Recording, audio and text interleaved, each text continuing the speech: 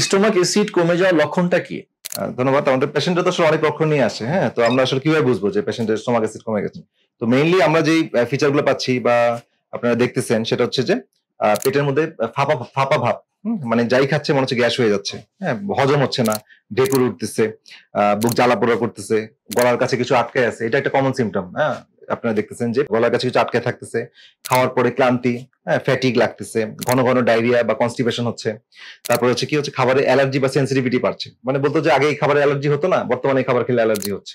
হ্যাঁ, এটা খুব ইম্পর্টেন্ট। এছাড়া আমাদের অনেকের চুল, নখ এবং ভেঙে যাচ্ছে। হ্যাঁ, এটা একটা ইম্পর্টেন্ট বিষয়।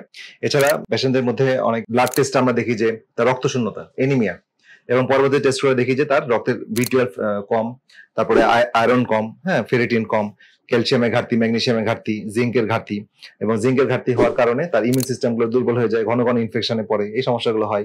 তাদের স্কিন গুলো রাফ হয়ে যায়, ড্রাই হয়ে যায়। এই জাতীয় সমস্যাগুলো নিয়ে সাধারণত পেশেন্টরা আসে।